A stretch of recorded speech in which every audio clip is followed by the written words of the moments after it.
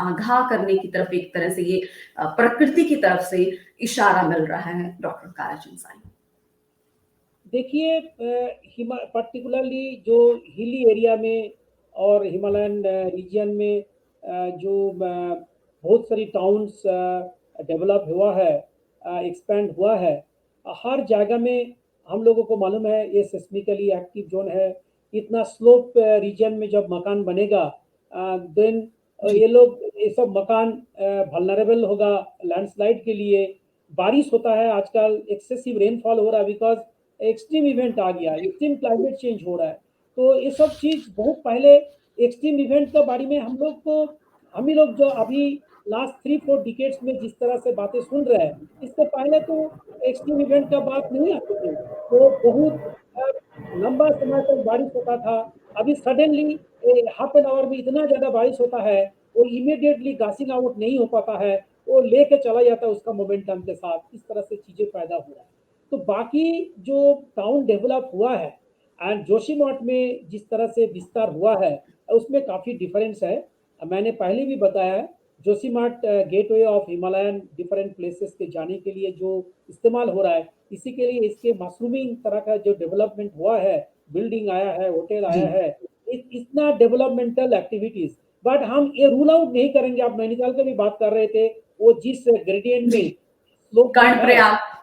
हाँ कॉन्ट्रैक्ट। तो ये सब रीजन को भी हम लोगों को एक फिर एसेस करना पड़ेगा, रीअसेस करना पड़ेगा, जो इसके सस्टेन पावर कितना है, उसके ऊपर किस तरह से बिल्डिंग हम लोगों को लाइट वेट बिल्डिंग होना चाहिए। जो हेवी वेट बिल्डिंग है उसको अगर हो गया तो देखना पड़ेगा, डेफिनेटली वो इस तरह का एक्टिविटी आएगा तो टिल्ट होगा, फिर गिरने का चांस रहेगा, उसका फाउंडेशन अगर स्ट्रांग नहीं होगा। तो बहुत तरह चीज हिमालयन के रीजन में जो टाउन डेवलप हुआ है, ये संभावना है। लेकिन जोशीमठ के बारे में जब हम बात करते हैं, यहाँ पर हमारा पिलग्रिमेज के लिए और ट्रेकिंग के लिए, टूरिस्ट के लिए इतना सारी पॉपुलेशन जाना आना शुरू हुआ, जिसके लिए इस तरह से लोग अपना रोटी रोजगारी के लिए भी डिफरेंट तरह का हरकतें किया है, बिल्डिंग, रेस्टोरेंट, ये एंड नाला को और जो ड्रेनेज पैटर्न है उसको फॉलो नहीं किया। इसके वजह से जो सिचुएशन पैदा हुआ है दूसरा सिटी में उतना नहीं है। लेकिन हम हमेशा ये कहा रहा है, जो सेस्मिक जोन 4 और 5 में हिमालय का बहुत क्षेत्र में इतना टाउन है, स्लोप रीजियन में है, लैंडस्लाइड होता है, उसका रॉक स्ट्रेंथ हर जगह में सेम नहीं है, किसी जगह में रॉक स्ट्रेंथ ज़्यादा है, किसी जगह में कम है। तो इसको रीअसेस करके हम लोगों को पूरा हिमालय में जितना सारी टाउन है उसका लोड बियरिंग कैपेसिटी देखना है, कितना हम लोग बिल्डिंग हो रहा है, और उसका सब सरफेस प्रोसेस में क्या हो रहा है, और क्लाइमेट इंड्यूस फेनोमेना का वजह से वहाँ पर जो लैंडस्केप में किस तरह से चेंज आ रहा है, जियोमॉर्फोलॉजिकल चेंज कैसे आ रहा है, उसका इम्पैक्ट कैसे पड़ रहा है जमीन के ऊपर, ये हम लोगों को देखने का टाइम आ गया। एंड मेरे विचार से जोशीमठ अभी बहुत स्ट्रेस्ड है। वहाँ पर जो सिचुएशन पैदा हुआ है, इस तरह से सिचुएशन दूसरा शहर में ना हो। एंड उसके पहले हम लोग जो बातें कर रहे थे, हर रीजन का एक पर्टिकुलर लिमिटेड एक्सटेंट तक ही विस्तार होना चाहिए, उसके अंदर ही लिमिट होना चाहिए बाकी सिटी को भी। एंड इस सिटी का हालत थोड़ा उससे एक्सीड हो गया। जी, जोशीमठ में जो स्थिति है वो अब एक तरह से कहें नियंत्रण से बाहर है।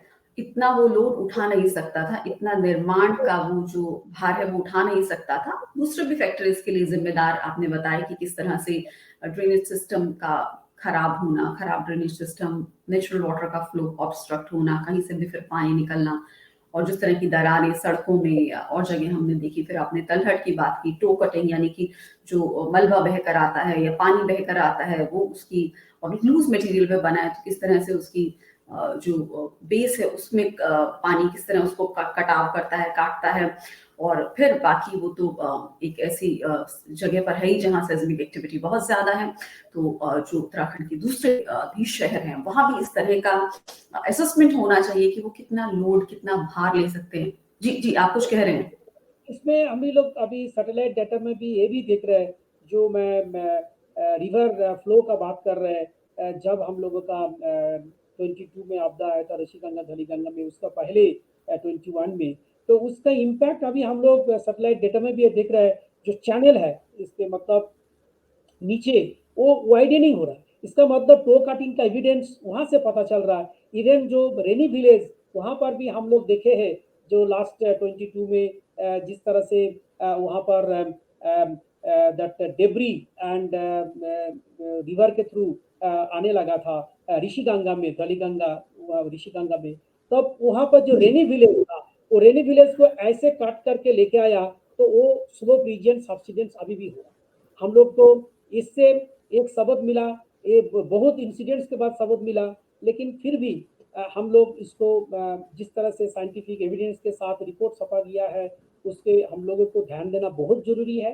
एंड मैं फिर एक बार कहूँ जे इसमें हिमालयन रीजन के लिए हिमालयन में जितना सारी टाउन डेवलप हुआ है उसमें हमें बहुत लोगों का रोल है। Not only the scientific community science करके रिपोर्ट देगा, एडमिनिस्ट्रेशन उसको देखेगा, गवर्नमेंट का पीपल देखेगा और वहाँ का टूरिस्ट कुछ बदर नहीं करेगा, लोकल पीपल बदर नहीं करेगा। ये सेंसिटाइजेशन का बहुत जरूरी है। ये प्लेन में जो टाउन डेवलप होता है, यहाँ का टाउन डेवलप में हम लोगों को हम लोग हमेशा ये बातें करता है फ्रेजाइल इकोसिस्टम को हम लोगों को देखना पड़ेगा किसी तरह से वो डिस्टर्ब ना हो एंड उसके वजह से